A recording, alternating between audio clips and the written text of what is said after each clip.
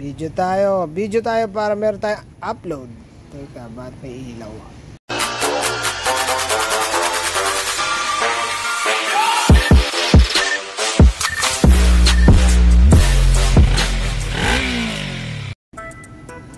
Eto, kumuha muna ako ng training bike para maturuan yung mga anak ko magmotor.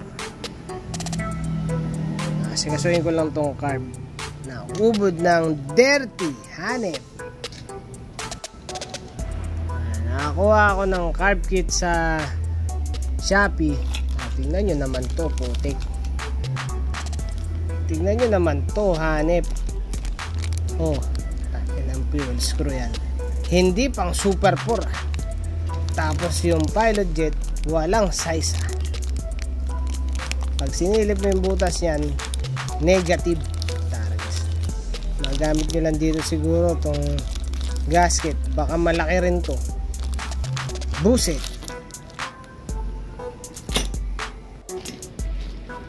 Ayun, kaya ang kinukuha ko mga Magic Jets Magic Jets. Puta, goodies talaga yun Ito, sikasuhin ko lang itong mga floaters. Lalagyan ko ng Magic. Tapos itong mga to may problema pala. Putik, may butas Yung mga crack na rin Ganda ayan pucha. Butas Hanep, ganda nung camera ko kahit gabi na pero maliwanag pa rin tong malinaw. Mga gasket papalitan yan papakita ko rin pala mamaya yung setup na gagawin ko. Bali bench sync ko lang siya, bench synchro. Hindi na gagamitan ng synchronizer. Diretso isasaksak sa motor. Wala na rin tuning na magaganap. Pakita kong pwedeng ganun. Ibig sabihin hindi ka na magbabayad ng masyadong mahal para sa hanep na yun. Pwedeng ikaw na gumawa sa bahay nyo, hanep. Ito, kuha tayo ng fuel screw na pang Super 4. Super 4 ba to? Yan, pang Honda. Ito dapat ganito dapat maiksi.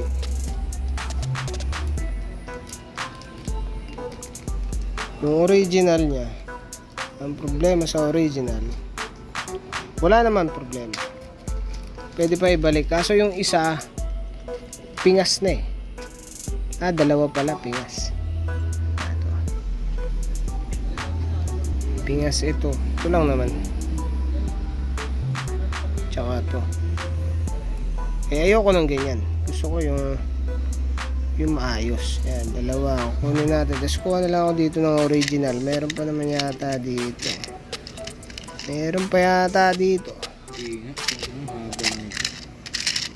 Mahaba yan. Negative yan. Yun.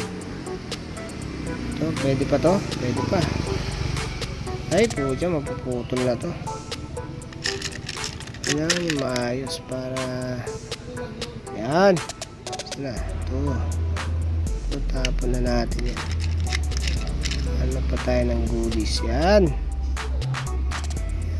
Dapat puro goodies yung lalagay natin para walang issue.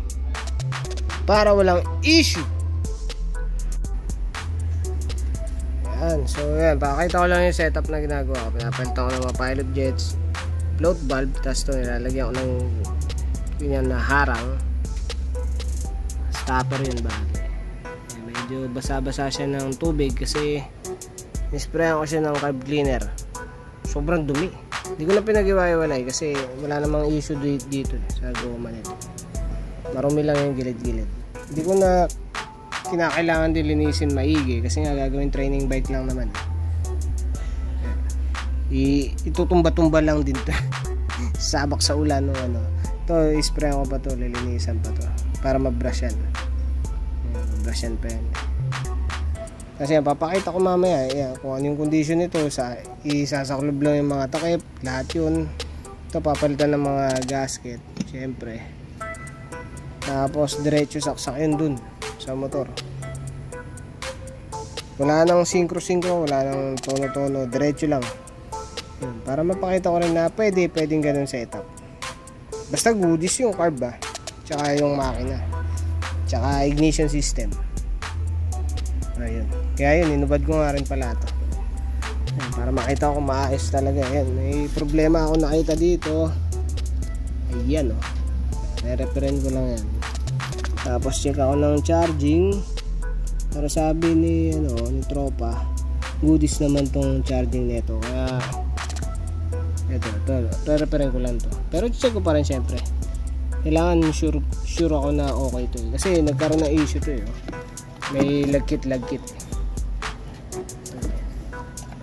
Tumulo kanina. Ayun.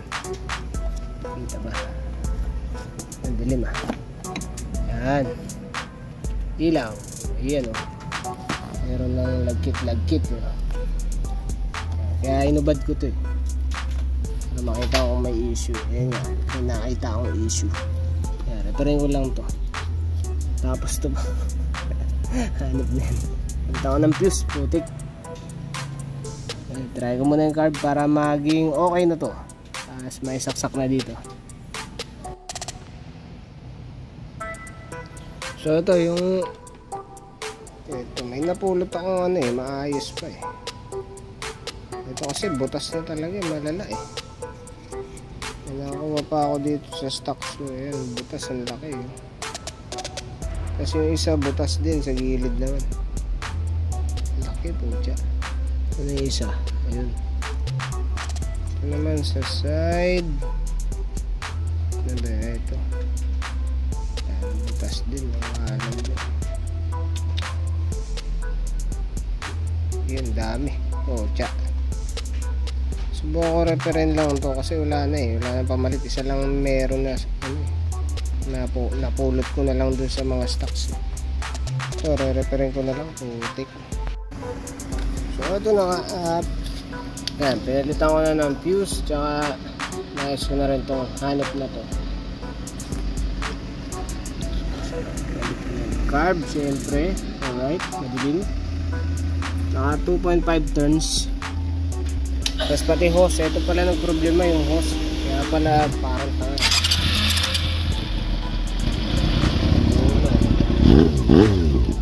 Una karal-kal